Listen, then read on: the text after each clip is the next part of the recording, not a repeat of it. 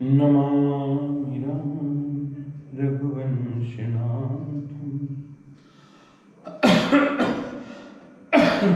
आज हम आपके पास एक बहुत ही महत्वपूर्ण चर्चा लेकर के आए हैं। वो चर्चा है मुख्यमंत्री पश्चिम बंगाल का चुनाव। इसे आप उपचुनाव कह सकते हैं। ये उपचुनाव है, लेकिन यहाँ से सुश्री ममता बनर्जी, जो कि मुख्य चुनाव में हार चुकी हैं शुवेंदु अधिकारी से, अपनी किस्मत भवानीपुर से आजमा रही हैं। अक्सर उपचुनाव में मुख्यमंत्री नहीं लड़ते, और लड़ते हैं तो जीत जाते हैं। शुवेंदु अधिकारी से हारने के बाद तृणमूल कांग्रेस ने प्रचंड जीत भी दर्ज किया, उनकी सरकार भी बनी। लेकिन चुनाव के दूसरे ही दिन जिस तरह से बंगाल में हिंसा का तांडव किया गया, आगजनी की गई, उसके ऊपर मैं वीडियो बना चुका हूं। और आप जान चुके हैं कि माननीय कलकत्ता उच्च न्यायालय ने सीबीआई के द्वारा इंक्वायरी की घोषणा कर चुकी है, घोषणा ने ऑर्डर दे चुकी है। वहां पर राष्ट्रीय मानवाधिकार की भी टीम जा चुकी है, और उसने भी रिपोर्ट कलकत्ता हाई कोर्ट को दिया है।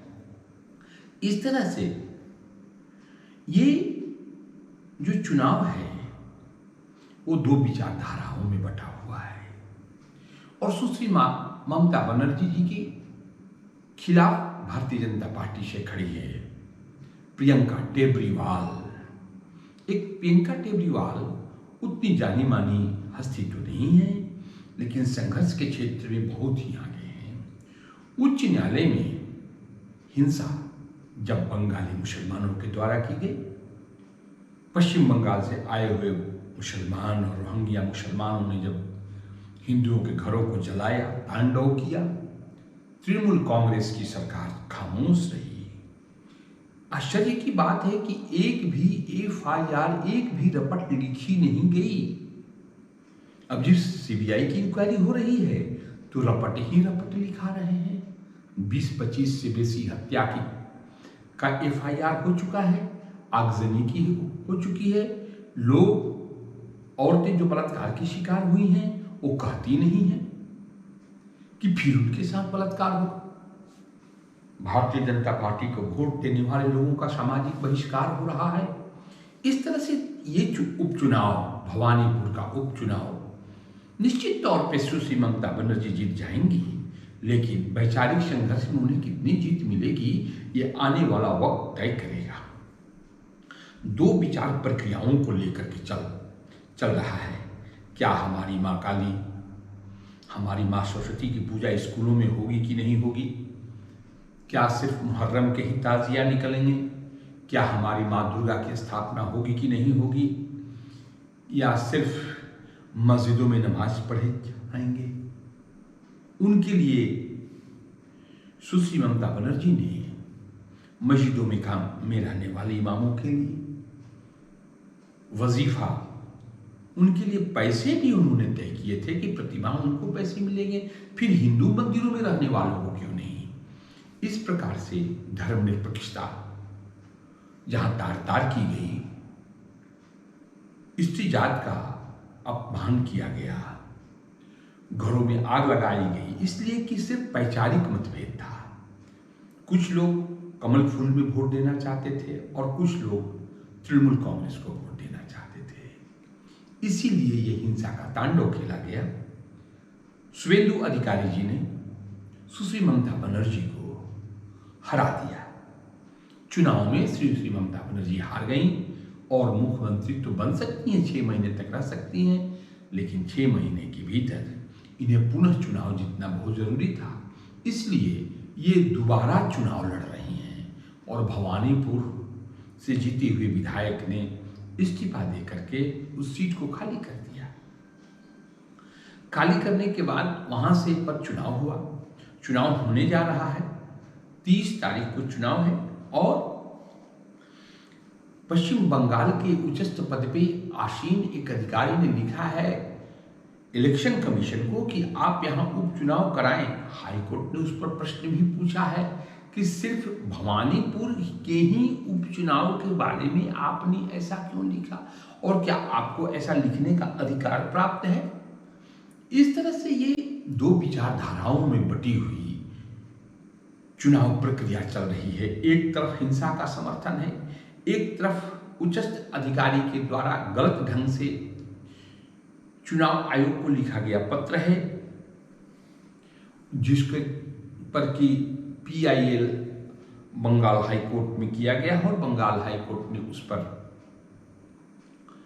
प्रश्न भी पूछा है, उसको कॉग्निशन भी लिया है।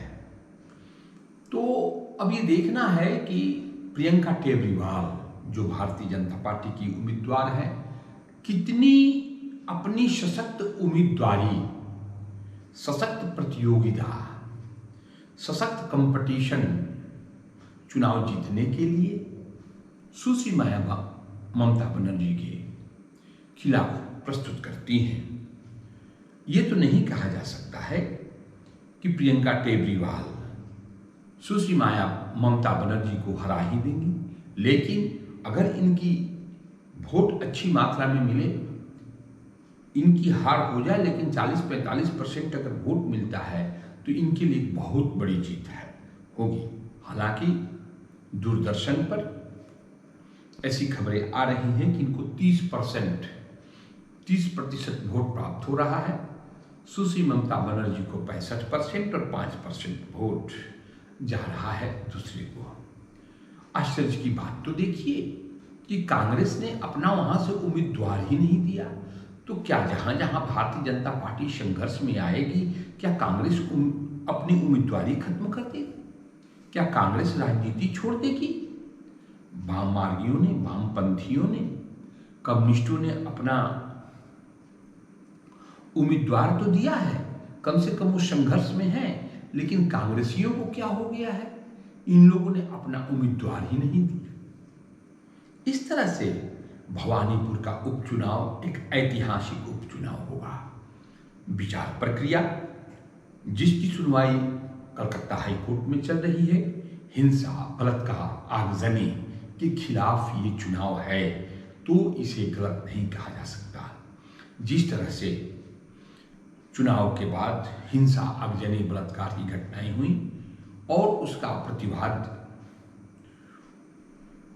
कलकत्ता हाईकोर्ट में किया गया और कलकत्ता हाईकोर्ट ने अपनी संवेदना जताई और उस पर CBI की इंक्वायरी दी, तो क्या इस चुनाव को ये माना जाए कि ये चुनाव दो धड़ों में बटा हुआ है, दो विचार प्रक्रियाओं को जन्म देता है, दो विचारों को प्रदर्शित करता है? क्या चुनाव के बाद हिंसा होनी चाहिए? क्या जिन लोगों ने ममता बनर्जी को वोट नहीं दिया, क्या उनको जीने का अधिकार नहीं है? या आगजनी करके, हत्या और बलात्कार करके उनको आसाम में भेज दिया जाए? बहुत सारे कमल फूल में वोट देने वाले लोग आसाम में शरण लेकर के बैठे हुए हैं। ये इसीलिए मैं कह रहा हूँ कि ये भवानीपुर का उपचुनाव ऐतिहासिक उपचुनाव होगा।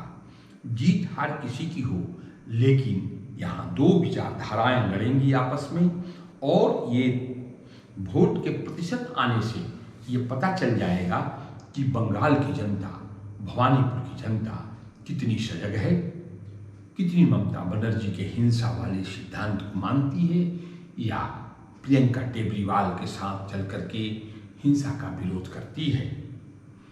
हमें 30 तारीख को ये देखनी होगी और जब इलेक्शन का, चुनाव का परिणाम आएगा उस पर पुनः हम वीडियो बनाएंगे और आपको ये कहेंगे कि किस तरह भवानीपुर की जनता ने इस उपचुनाव में अपने मतों को दिया। उससे हमें बंगाल में को समझने में बहुत ही आसानी होगी, क्योंकि बंगाल अब कश्मीर बनने के रास्ते पे चल पड़ा है। सुश्री ममता बनर्जी के नेतृत्व में बनी हुई सरकार बांग्लादेश से आए हुए मुसलमानों को शरण देती है, रोहिंग्या मुसलमानों को शरण देती है और वो लोग इनको वोट देते हैं और इसके बदले में कमल फूल में वोट देने वाले भारतीय जनता पार्टी के समर्थकों के ऊपर हत्या करते हैं, आगजनी करते हैं, बलात्कार करते हैं।